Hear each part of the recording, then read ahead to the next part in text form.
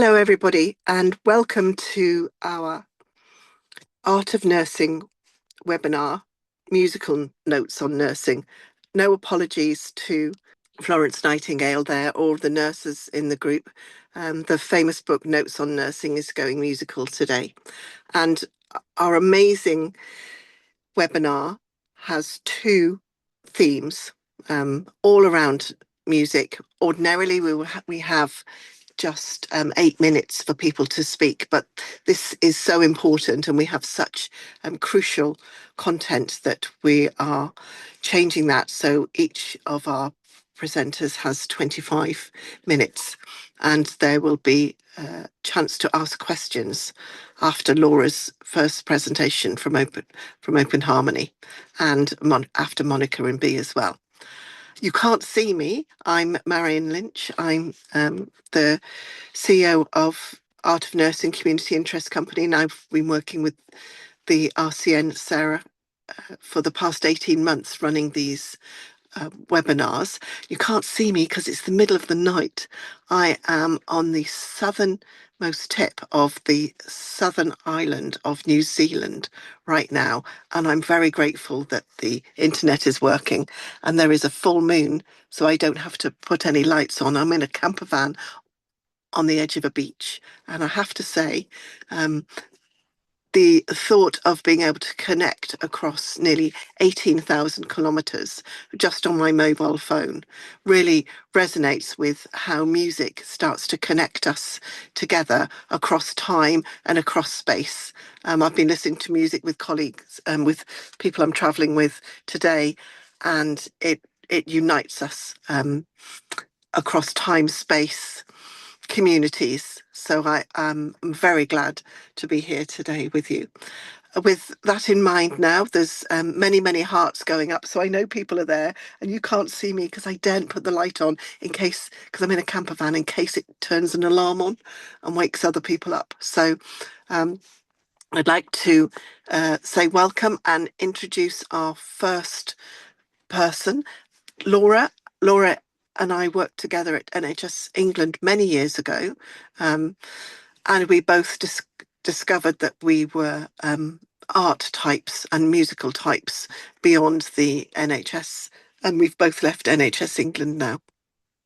Um, Laura is doing, well, she'll tell you what she's doing because it's too awesome for me to even summarize. And this is where we absolutely know the music of the magic of music makes a difference to people who need help with their health and well-being, and actually in society it doesn't have to be a cure for anything. Music has its own strand as well. So Laura, over to you. Thanks so much, Marion, and good afternoon, everyone, or good morning, Marion. It's a real pleasure to talk to everyone today. I'm Director of Open Harmony. I will just open up my presentation. And it's fantastic to talk to people who have health and creativity or the arts as their passions as I do. So I'm founding director of Open Harmony CIC. That's a community interest company. So we are a social enterprise. A brief history of me. I started working in the NHS. I spent 2 decades there. That's where I met Marion. And in 2017, I learned about social prescribing, and I thought that's a really genuinely innovative thing that the NHS is espousing. And I was starting to move away from the health informatics, from the technical side, working on computers, working in offices, wanting to really work with people and through my passion, which is music. So I'm a musician. I am a jack of all trades musician. There's a keyboard there, a few violins, a ukulele, some drums under here for handy use. And yeah, I founded Open Harmony in 2019, and it's all about getting people together to play music. It's our mission is about connection, joy, and purpose through music, and the real vision is to have a more playful, joyful world. So when I get my way, there will be music on every street corner. There will be fires and good food and camaraderie and joyful things like that.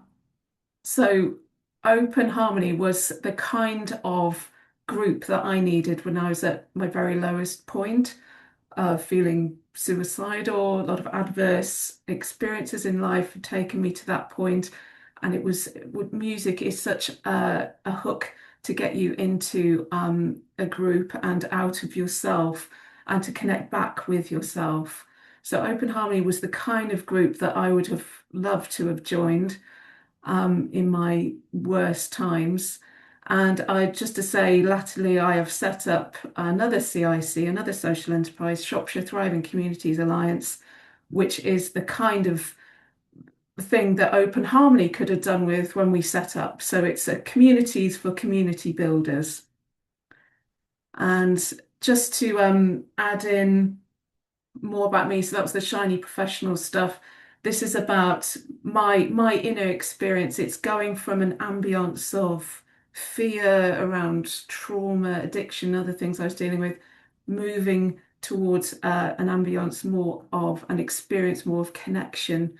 So connection within yourself through the music, connecting with others. And there's a real authenticity to that, a real love and a drive for growth. And it's sort of that balance being tipped in that favour. That's what's moved me out of the NHS into this kind of work. And I think that keeping that proximity at heart, that proximity, that experience, that is the kind of thing the beneficiaries of Open Harmony are experiencing is very, very important. So just briefly, in case you've not heard of us, what a social enterprise is, very briefly, it's a business like any other limited company, but it's a business for good. So it has charitable aims. And the big key difference between that and your traditional for-profit business is that it's led by and for the community. And you'll hear a bit more in later on from our members of our steering committee. So they are beneficiaries who've become volunteers and then stepped up to help set the direction of what Open Harmony does, how and what we deliver in the community. Any profits we make through trading or grant income or any other sources of income is reinvested in the community as well. And we're one of the most common legal structures for social enterprises, which is a community interest company or CIC or KIC. We have a board of directors, as I say, yeah, we have members involved in that as well. And there are other forms of social enterprise as well, mutual benefit societies, cooperatives, and so on. So to illustrate what our social enterprise does is to tell you about Hannah. Here's Hannah, who with her one of her beloved cats, who joined us in December of 2024. She was living her life quite merrily until her eyesight, which had been a little problematic, deteriorated to the point that she's effectively nearly completely blind, having only one eye working, seeing up to about a metre. So she had to return back to her family in Telford, and she was effectively rather isolated at home for about 2 or 3 years, not really going out of the house at all. And when I first talked to her, she said she was really waiting for a guide dog. That would make the big difference. But the waiting list was so long. She was spending years at home in isolation. She's a guitarist and she wanted to play with somebody older than 5 years old, she said. The only person she plays with was her nephew, who was showing an interest in music. And so she would play to him. But she joined our online group. So this is one of the sessions, and there she is in the top right corner, playing guitar for us. So finally playing for a slightly older audience. And these are get-togethers that we have, particularly during the winter months. They're quite popular to connect with each other. And this was something that was started in COVID, and some of the members of the group are still meeting online. But of course, we have new people coming in all the time as well. So that's a wonderful way to bring people together. And you can actually jam together on Zoom now, which is a big bonus. A big step happened for Hannah in that she got some help from the guide dogs, not with an actual dog, but with help to get from a train station to our venue here. You can see this is one of our sort of typical in-person sessions, and I'll play a bit of video later so you can see a bit more. But that's Hannah there in the hat on the right. And I'll just play you a clip of a piece of music that was specially put together for this presentation. We said, yes, we'll be talking to people at the Art of Nursing. And it was during you remember the very rainy times we've had, the 40 days of rain. During a rainy session, they came up with this. It was rather spontaneous.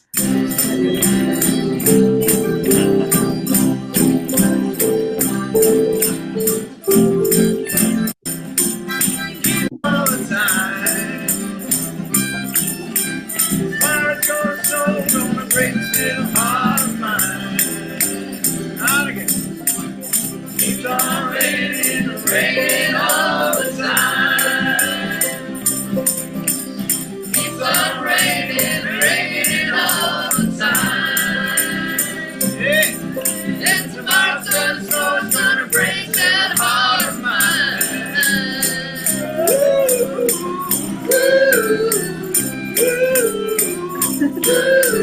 There you go. Just a little flavour. So that was started off with some djembe drums, a bit like the drum you can see in the picture. Everyone had those. One lad got out his harmonica. The rain was drumming down on the roof, and that sort of came out very spontaneously. So that's the kind of thing we do, which is fantastic. And so to carry on Hannah's journey, she started volunteering at a new group that we've set up in Wellington. So that was one in Shrewsbury. This is a new one in Wellington. She said, what could I possibly offer this group? And I said, you just be you. What do you like doing? She loves baking. So you can see the gentleman there holding a cinnamon swirl that Hannah has made. And every week she brings a tray bake of something or other, which is marvelous. So food is a very big part of what we do as well. It just adds to that whole sort of tribe feel. She's a guitarist, but she's willing to try other things. So she'll drum, play percussion, whatever it takes in the session. And really, she just was started to help welcome people. I said it's very important to make people feel welcome. They're very nervous when they come in. Think how you felt when you joined Zoom for the first time. And just it's about empathizing there. And she got it straight away and has just is such an asset. She's actually even leading groups herself. If I'm away or ill or something, Hannah takes over, and she does a fantastic job. So the whole ethos behind this is to make myself redundant so that I'm starting these groups off, but people are so invested and have the confidence and the wherewithal to lead them that they carry on themselves. And eventually this group will become independent, and I'm going to start setting up new ones and practicing that model over and over again. I think that's a real way to keep things sustainable and make my dream of music everywhere come true. So I'm very, very proud to say that for Hannah, from being isolated at home, she got herself to Manchester Airport and flew herself out by herself out to Stuttgart. And there she is with her family enjoying a beverage at the Christmas markets. And she brought us back some Stollen as well. I mean, what more could you ask for? It was just so fantastic that she's done that. And within about a year of being with Open Harmony, Hannah did all the work. I didn't do anything really, but all it is giving that impetus and the inspiration and the confidence in people. I asked her what was it that really made the difference, and she said, just that you believed in me, you believed I could do it. And without the guide, I didn't need to necessarily wait for a guide dog. I could make it happen myself. And again, as I mentioned, with help from the guide dogs, support workers, that has happened. No, she's an inspiration and support for other people. It's fantastic. So, how does that all work? Um, Music does a lot of the heavy lifting with this in making the shift.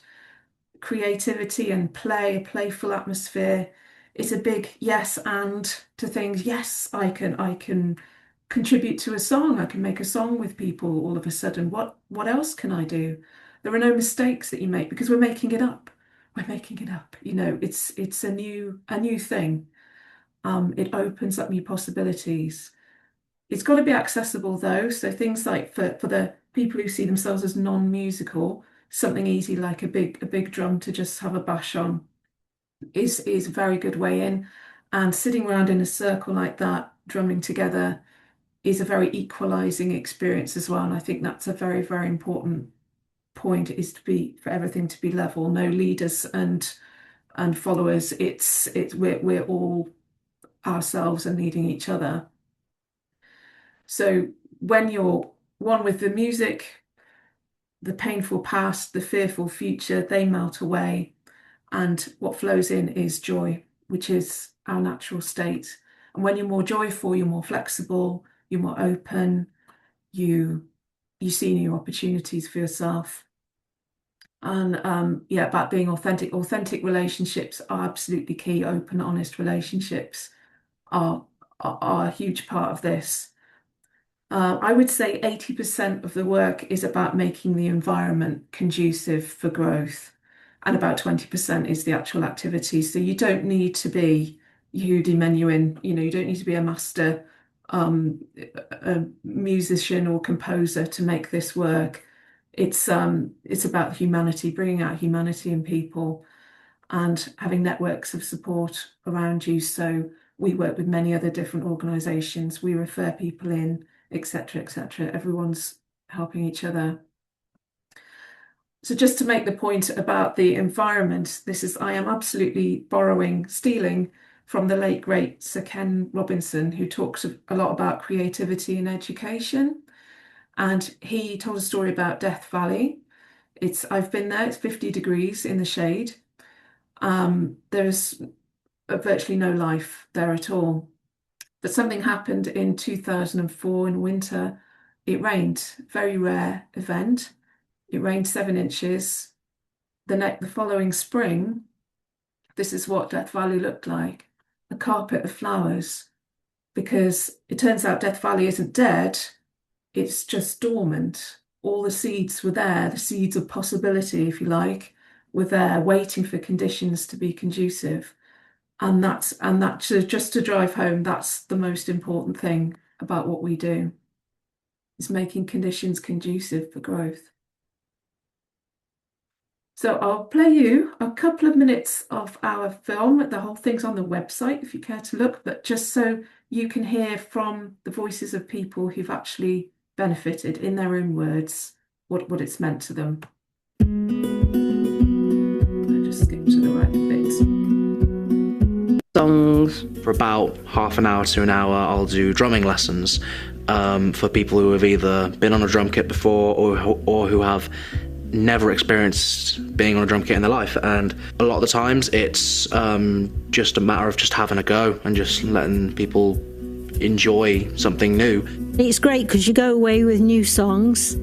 It gives you something to practice when you get back home. But I find that by doing different genres, we're keeping all of us are happy in what we do, and we're sharing experiences with each other in the music, and you can teach each other from that. And I think that's what the group is all about. We support each other, and if we're struggling, we help each other, and I think that's very important. I think people are becoming more confident with attending sessions because you've got Zoom, which is all fairly low profile, it's all very supportive. It is about music ostensibly, but most of it ends up being about a community, it's about camaraderie. And it's something that I'm sure that not everyone has had that much in their lives. Here they can be themselves. I think that's a huge part of it. Meeting new people and experiencing music for what it is, and it's something that helps people. And by me helping others, it helps me. It's kind of like a little mini music family, if you like. It's not even just about the playing the music, I think, to be honest with you, so we can just have a chat and just kind of interact. Even though, other than music, nothing in common, yet we have so much to talk about. You never know with music, it touches something deep inside. when you start hearing yourself, it gives you that purpose, and my life wouldn't be the same without it. My depression that I felt has completely gone, and it sort of gives you this new lease of life. And I think the Harmony Group to me has been my saviour. You know, these sessions are essentially somewhat never-ending, and which means that we are able to not only focus on different topics for a long period of time, but then, you know, when we have done, we can then focus on something new without necessarily a worry of time. It's grown organically. It's actually changed. People have influenced how everything has worked. So the steering committee is kind of a natural thing to be happening out of that, I think. But it's an honour to be part of that. Nothing much gives you more confidence than somebody saying, I trust you with this thing that I'm growing. I mean, that really does grow your confidence. And that gives you a real onus on knowing that you have to step up and perform and give back and give of your very best.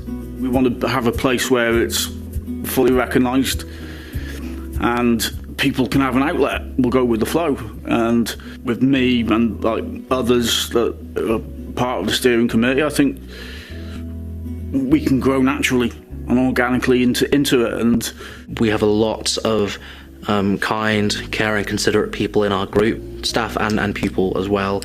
Anyone new who comes in, open arms, just welcoming.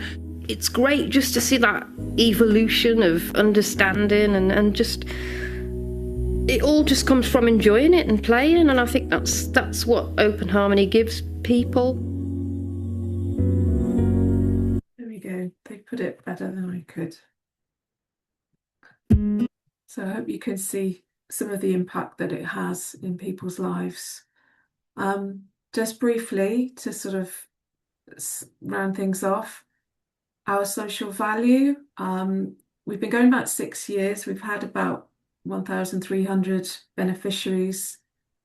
From an annual turnover of average of about 25k, we're working out using a Economist accredited social value engine.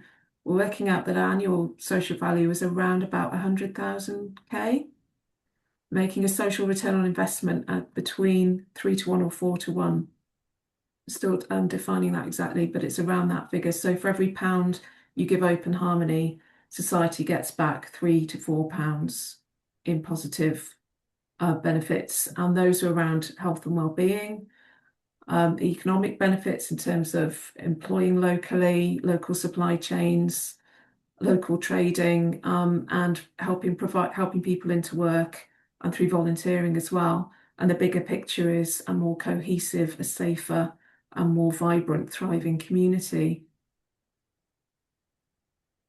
So into the future, I'd encourage anyone to have a go at this. I think, yes, music creativity on every street corner, that's what I want. That's where we're going. We're starting in Shropshire, and we'll see how we go from there.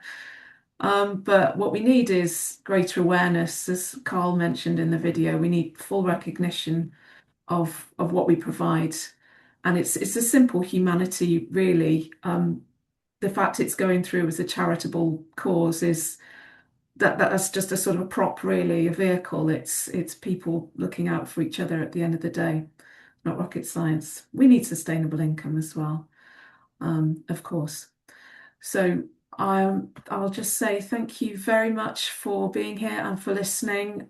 If this has touched you at all, you have any questions, please reach out to me. And I'm really excited to hear from Monica and Bea next about social prescribing, which is very close to my heart, and how that links with the arts. Thank you all. Thank you, Laura. And I'm a nurse at heart, a health promotion, public health specialist, and the arts can only be experienced and understood when you hear it from the heart, with people. That said, the social value work and the sort of analysis that we're doing, Monica and Bea will speak out more, but having to prove our worth is important. So seeing the social value and the social investment, social return on investment, is the language we need to speak, as well as making music. So we've got 2 or 3 minutes for any questions. I see there are nurses and musical people on the call. We have also someone from Long Island. Hello, Chrissy, from America as well. And any questions, you can put your hand up now. If not, we'll move on to the others. There's lots of thank yous going on. Please share the details again from Edith. This is all recorded, Edith, and will be on the RCN website as well. But we'll put all that together. Leslie's saying very inspirational. I can't see any questions or raised hands, which is okay. No pressure, guys. Something might come to you after Monica and B. So I'm going to then, it's in my world, it's 2:27 in the morning. So I'm going to move on to Monica and B, who I have linked with through the National Association of Social Prescribing. They'll say what it is, but for the nurses amongst you, I'm the nurse on the advisory board. They didn't have a nurse on there for the UK, and now they do. So the way of integrating how we know in nursing, not just the arts, but how we build sympathetic presence, and then how the arts can help explain and do that is part of this, my role, voluntary role there on the board. So our voice is there.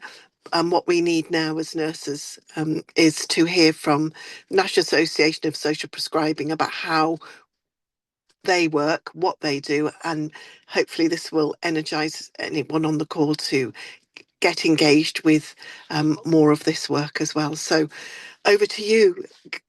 I can see Monica and B's slide is up. Over to you guys, space is yours. Thank you so much, Marion, for inviting us here today, and for, of course, all the contributions that you have made to our clinical advisory group, which I will just touch on a little bit later. So hi, everyone. It's great to see a global audience in the room actually today. Really good to see so many of you here. Looking forward to our kind of discussion today. We're going to give a sort of high-level overview of both who we are as an organisation, but also social prescribing a bit more broadly than that.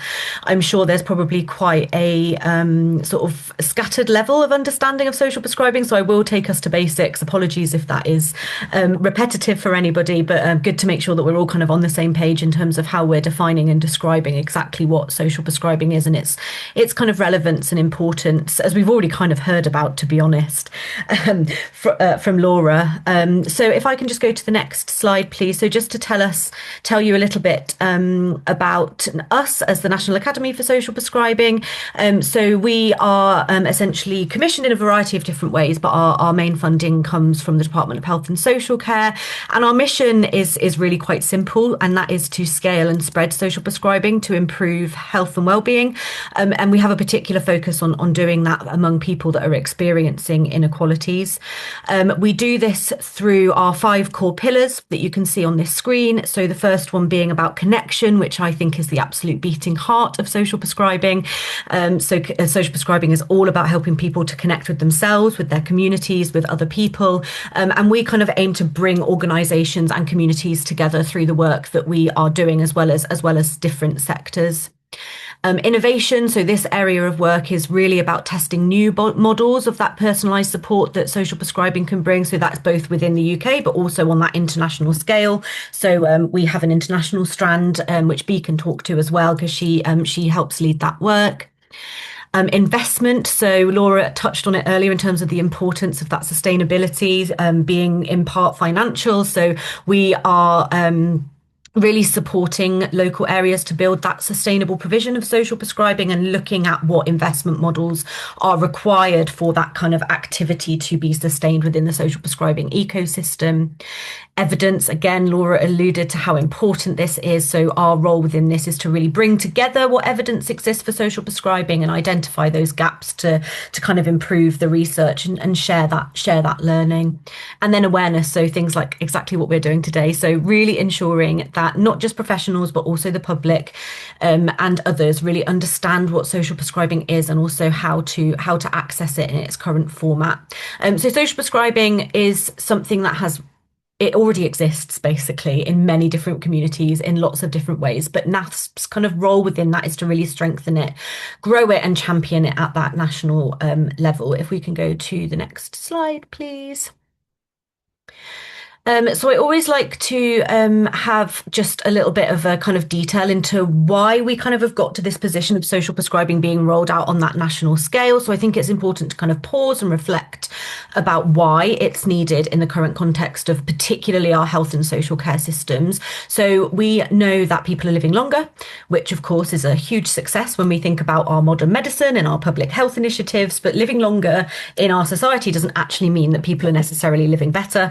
So there's been various reports such as the Darcy report and the Health Foundation often report on this that highlight this really worrying trend that there's a widening gap between life expectancy and healthy life expectancy. So in simple terms, that essentially means that we're adding years to life, yes, but the time that people are spending in ill health is increasing, which obviously has implications on our demand, but also our own well-being that sits alongside that health. We're also seeing a continued rise in the number of people that are living with chronic conditions and long-term conditions, and this is projected to grow even further. And these are the groups of people that are often facing financial stress, housing instability, insecure work, social isolation, factors essentially that are making managing those long-term health conditions even harder. So medicine cannot be the only answer to supporting people that are going through that. And we've made some really good strides in this space to kind of turn the tide of how we're looking at health in the round rather than just as sickness. But there's recent research done by the Personalised Care Institute that patients are still wanting and calling for greater involvement in their healthcare decisions. So that kind of personalised care agenda, which I'm sure a lot of you are aware of and embedding within your roles, needs to grow and expand to ensure that people really are in the driving seat of what their healthcare looks like. And this is where social prescribing kind of fits in as a movement as well as an intervention that exists within our healthcare system. So it's providing that structured yet relational, community rooted way of addressing some of these wider determinants of health and ultimately the things that are really meaningful in people's lives. So if we just go to the next slide, please. So the question that we always get asked in a multitude of different ways is what exactly is social prescribing? And we really helpfully now have an internationally accepted operational definition of what social prescribing means. And I'll talk about this in terms of what this looks like in our current healthcare context, but this is the globally accepted definition that many different countries have kind of adopted. So it talks about that trusted individual that is either in a clinical or a community setting that is in a position to identify that somebody has non-medical but health-related social needs and to subsequently connect them to community-based support through what is really important about social prescribing, that co-produced plan. So those needs might include loneliness, they might include poor mental health, they might include challenges with employment, housing, the issues that I mentioned earlier, or simply somebody that just might want a bit more of a sense of purpose and routine in their life. I think the most important thing that this operational definition helps to demonstrate is that the process is not transactional. It's very much relational. So what a link worker will do is spend time to understand what matters to an individual, and that really is the bedrock of what this definition means in practice. If we go to the next slide, please. So this is what that pathway looks like, that definition looks like in the context of our healthcare system at the moment. So the main national standardised rollout of social prescribing is through the link worker model, which exists through the additional roles reimbursement scheme in primary care networks. Social prescribing link workers exist in a variety of different settings, but that is the kind of standardised model. And in terms of that individual identifier, connector and prescription that international definition outlines, what that looks like in our setting is obviously an individual might present in a GP practice in primary care, and that identifier might be a GP. So they might identify that within their skill set, they are not able, or their time, probably more relevantly, they are not able to really meet the needs of that individual. So they then refer them into a social prescribing link worker who has the time to have that what matters to you conversation and co-produce a plan with an individual. They then connect and refer people into that social prescription. So a social prescription is exactly what Laura was describing earlier. They are the opportunities, the activities, the support within somebody's local community that can help reduce those health limiting factors. But this model really helps us to see social prescribing in its broadest sense, which is kind of how NASP see social prescribing. So that identifier might be a nurse. That connector might be a community connector within a link worker within the community, not within a healthcare setting. That prescription could look like a variety of different things: a physical activity prescription, a prescription into somewhere like Citizens Advice, really dependent on what matters to that individual. So though the link worker model is absolutely core and crucial to the way that social prescribing is operationalized in England, the model can exist in various different settings and circumstances. We've seen link workers in secondary care, in cardiac pathways as well, for example. If we can go to the next slide, please. And I just want to really highlight what the role of the link worker is. And as nurses, you may well identify with some of the functions that a link worker is providing within their capacity.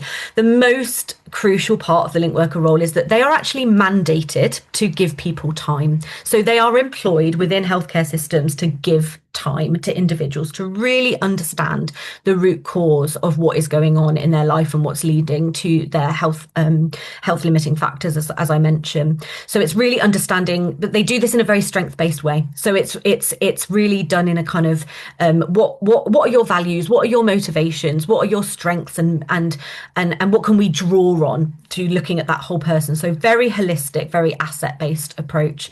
That connecting to community resources that I've already described, the building the trusting relationships. So the kind of standardized model for social prescribing is about 6 to 12 contacts over a 3-month period. And each of those contacts can be anything up to an hour, sometimes even longer than that. Link workers, though based in primary care, have the ability to accept referrals from multiple different agencies. So that might be the fire service in the community. It might be a district nurse. It might be somebody that is on a discharge team within a hospital. It might be somebody that is discharging somebody from their counselling service, might connect in and refer into that link worker. So they're really very much part of that wider multi-agency team to fully support that individual's needs. And as I mentioned before, that co-production element is absolutely key and crucial to the link worker role. So the link workers aren't in the driving seat of what that conversation looked like, the patient is, and they really are there to enable individuals to very much feel in control. They're not there to tell people what to do. They're there to help guide, motivate, navigate what exists within the community. If we can go to the next slide, please. So social prescribing has really grown very significantly since that national rollout that I described. It was part of the NHS long-term plan back in 2019. We have now got around 3,300 social prescribing link workers working in primary care specifically, and there's more that are kind of commissioned through other routes as well. But the targets were for them to have supported around 900,000 patients, I think it was, between 2019 and 2025, I think it was. It might have been 2024, but they've smashed that target essentially, which really helps to identify, to demonstrate the need. We've actually seen that there have been around 5.5 million GP contacts that reference social prescribing in that time, and just over 1 million of referrals have been made in 2023 alone. So that really demonstrates the kind of need of social prescribing within healthcare settings specifically. And something that we're often asked about at NASP is about what the evidence actually shows. So national evaluations are increasingly coming out. There's almost a new kind of study or piece of research that's being done on a weekly basis, and all of them are showing that social prescribing really is making a difference. There is a study that I haven't actually referenced here, but was a study that was done in Manchester that shows that by adding just one link worker per 50,000 patients, so about a primary care network demographic, that is associated with better patient experiences, people with long-term conditions feeling more confident in managing their health, people with mental health needs feeling as though they are more understood, and that kind of overall experience of general practice is really improved through just recruiting that link worker. We've got studies such as the Green Social Prescribing Programme that has demonstrated really significant improvements, particularly around anxiety and depression.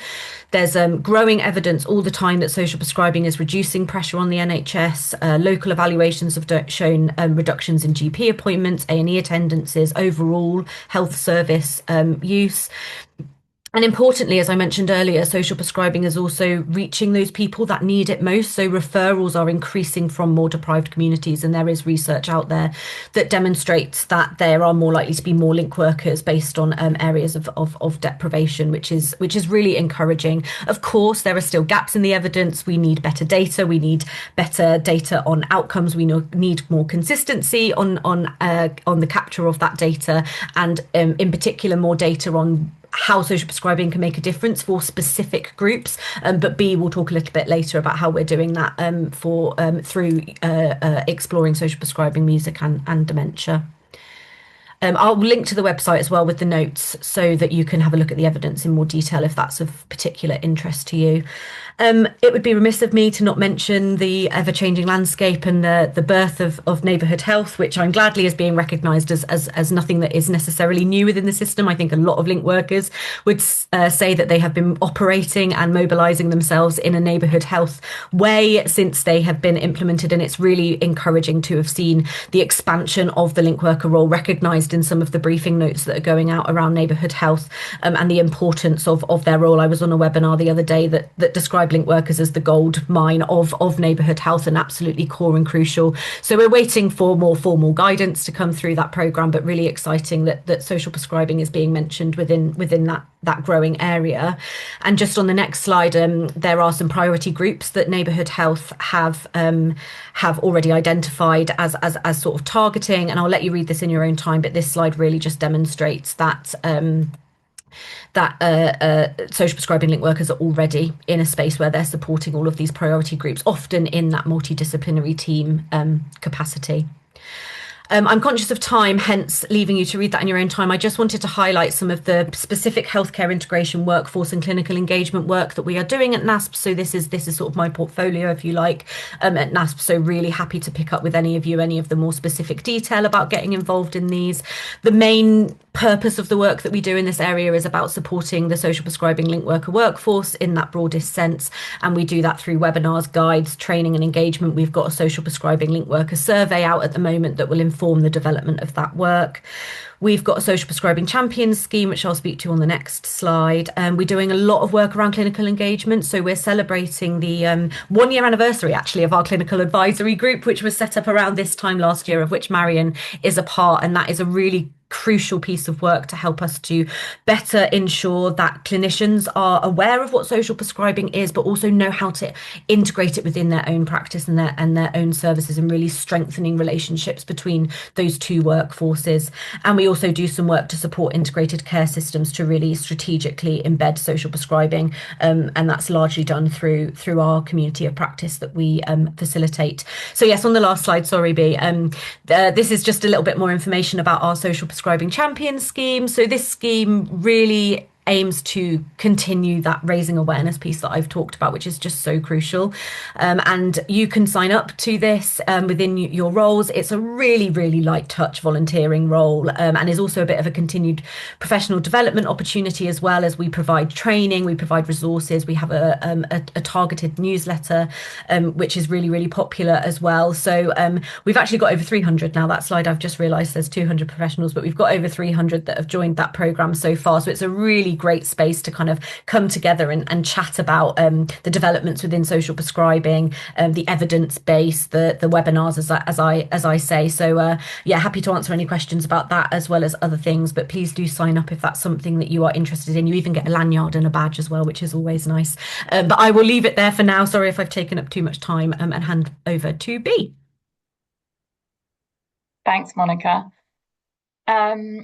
Okay, so I am going to talk to you about the Power of Music Fund. So I am B. Walker, and I'm Strategic Projects Manager at NASP. I mainly look after our arts and culture programmes and also our international programme that Monica mentioned. And the Power of Music Fund is a fund that's focused all around music and dementia, and trying to embed that as an offer within everyday care for people living with dementia. So it's a shared investment fund that brings together funding from lots of different partners, some philanthropic partners like the Utley Foundation, public funding like Arts Council England, different campaigns. There's Music for Dementia, which is specifically focused on music and dementia, and then some smaller organisations like Music for All, and also the Rain Foundation, another philanthropic foundation. So it's really pulling together lots of different funding sources, and also, very importantly, leveraging funding out of the health system. So I'll speak a bit more about that in a moment. So I don't need to tell you guys about this. You'll know this better than me, but dementia will affect 1 in 2 of us in our lifetime.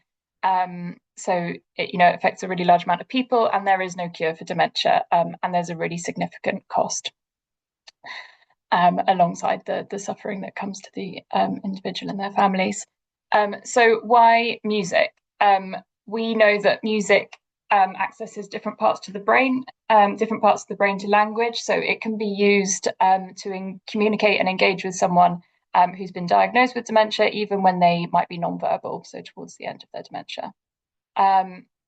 We've seen that music therapy can reduce agitation and the need for medication in 67% of people. So really significantly reducing the spend on antipsychotic medication and the need for it. In 2019, the World Health Organization, WHO, undertook a really major scoping study looking at the role that the arts can have for health and well-being, and part of that was looking at music, and there were really significant improvements that could be found for music and dementia, including reducing anxiety and depression, improving quality of life, supporting cognition, speech, and memory. And then really importantly, it also supports carers. So Music for Dementia have done lots of work around looking at that, and recently did some polling and found out that 47% of at-home carers felt that music could help reach a loved one and turn the day around, and 80% use music as a really regular part of caring for someone with dementia. So it's a very important tool in the box. So what did we want to achieve with the fund? We wanted to make accessing music business as usual in dementia care and support. So we partly wanted to do that around convening funders and investors, so to ultimately increase investment into these activities. We wanted to generate evidence that music groups can have a really profound impact, and importantly, we wanted to demonstrate that it can reduce demand on the NHS, as that was something that we were hearing was very important for commissioners to fund this work in the longer term. We wanted to ensure that clinicians, commissioners, and providers all value the role of music, and we wanted to systematise music for dementia across the UK. So why did we think that was important? We know that there'll be a reduction in health inequalities through doing that, making it easier for more people to access that support, whatever their background or needs. We think we'll see potential reductions in pharmaceutical prescribing. So Monica mentioned earlier, A&E attendances and unplanned hospital admissions, as well as obviously primary care. We want to see improved pathways for health professionals to refer people into the evidence-based community provision, and in particular link workers. And again, we wanted to increase investment into these groups to ensure its sustainability in the longer term. So our progress so far, we've supported 200 organisations and over 12,000 people. That map on the right is just a map of all the different groups that we support across the country. So we've got a really nice spread. We have raised 2.7 million for the fund, and importantly, 500,000 of that is from the NHS. So yeah, that was really key, and I'll speak a bit more about that match funding later. We've had a really significant reach, so we've had, we've made sure we're getting the word out there about this and trying to speak to the public as much as possible. We have launched a national learning network, so that's for music and dementia groups and leaders to evaluate, grow and share their learning with others. So we actually had a webinar this morning around fundraising and how we can support them to do that. And then just to say that, yeah, the fund is managed by us at the National Academy for Social Prescribing, and it's supported by a wide range of different funders from different sectors. So this is just a really lovely quote that I think encapsulates lots of the different things that we know music could do.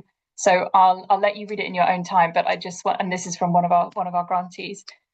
I just wanted to pull out some of the bits in bold. So we can see that Lawrence comes alive in the sessions, and despite his worsening dementia, he can almost instantly pick up and learn newly improvised songs, which is incredible. The sessions really lift Lawrence's mood, and then also his partner's, his wife's, which we know is really important. And then there's been noticeable physical improvements in Lawrence's walking and general cooperation immediately afterwards. So we know that there's lasting impact that can happen, and it's not just during the activities.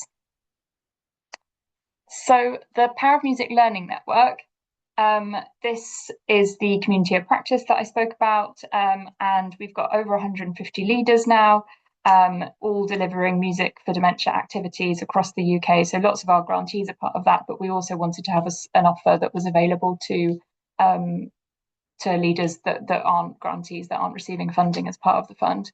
And yeah, we have monthly webinars focused on sort of developing best practice. We've got a buddying offer, so regionally people can be linked up and buddy with others in their area.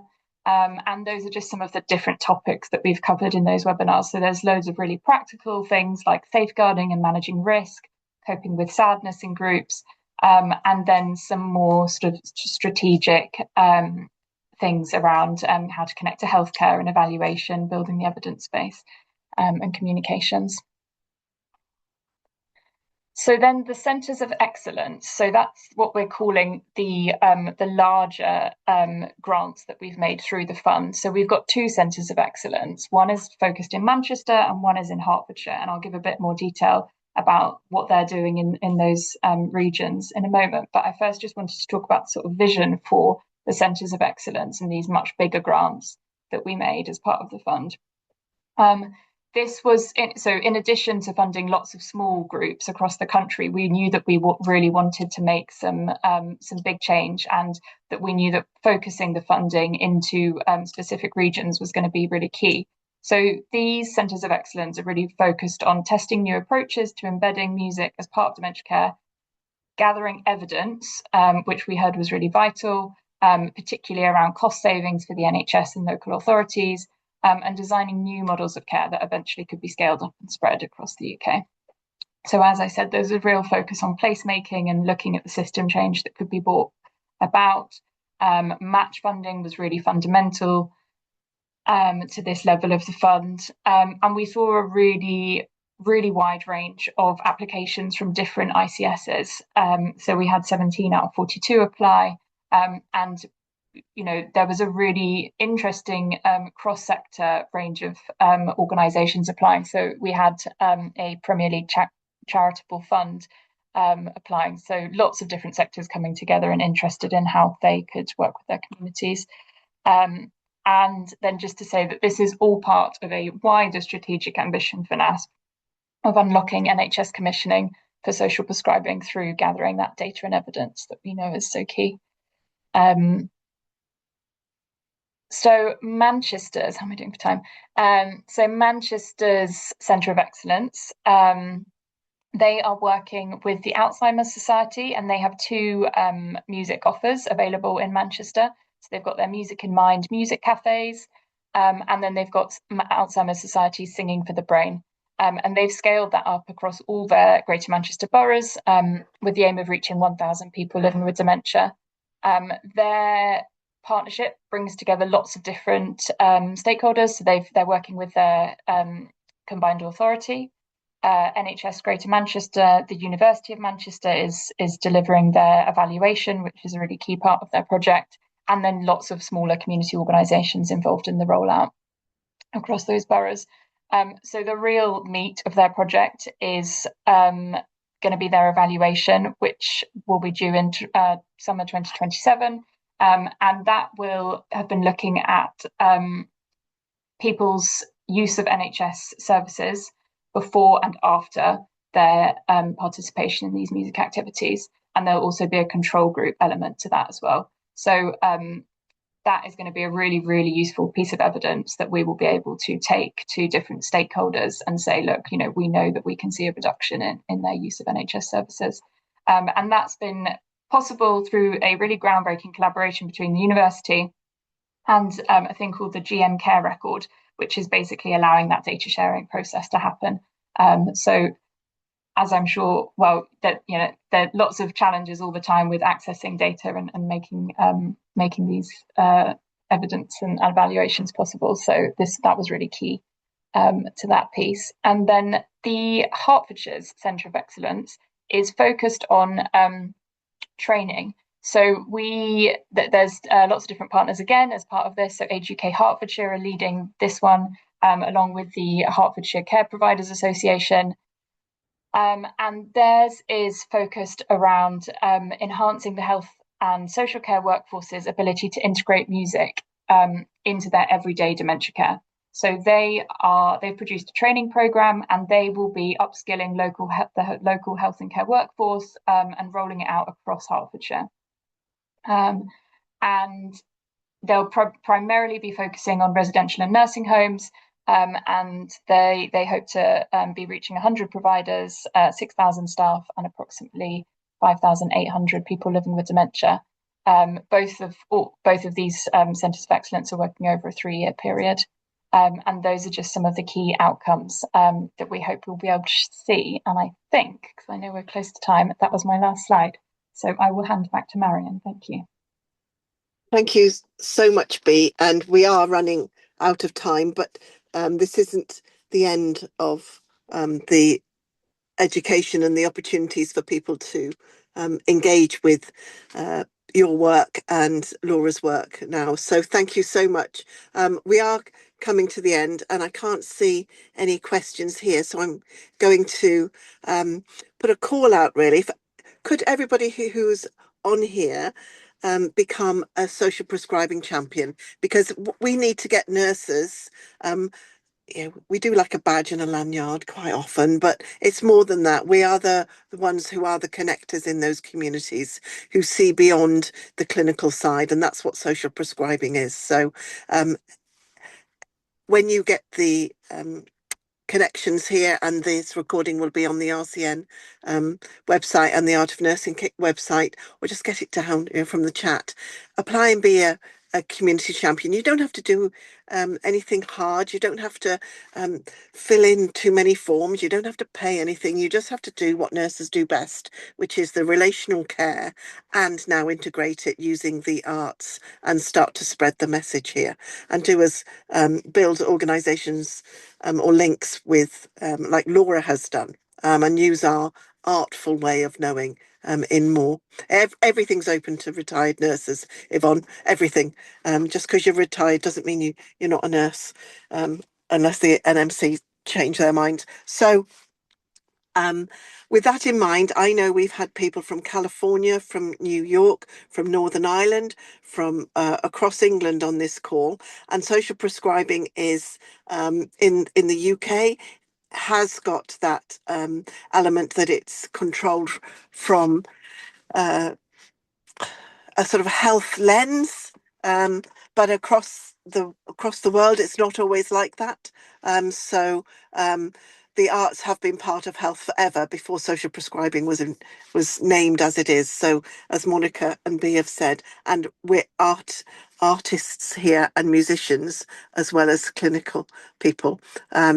So people are saying on here, thank you for an excellent session. They wish to grow their music. They are developing and teaching sessions on social prescribing in undergraduate mental health nursing. Mark, thank you for that. Do get in touch with us on this, and I'm going to. It's 3 o'clock in the morning where I am, so I'm going to end, but by saying thank you to Laura, Monica, B, Sarah for hosting it, and come to our next Art of Nursing webinar, which will be our final one, and we will have an example of social prescribing, nurse-led, using music from Sophie. And that's about chronic obstructive airways disease. She's on the call at the moment, and myself interviewing Michael Rosen about the impact of his work on health and the impact of nurses on him when he had COVID. And this kind of conversation will bring together 18 months of these webinars and lead into an exhibition. We'll be having a summit, join the special interest group, nursing and creative health, and the podcasts that are going to come next year, which will have more in-depth conversations to actually ensure that nurses and creative health and social prescribing and the art of nursing comes to all. So thank you all very much. Book next here for the conversation with Michael Rosen, and Sophie will be there. And please get in touch and join the special interest group as well. Thank you, everybody, and night from New Zealand. See you next month.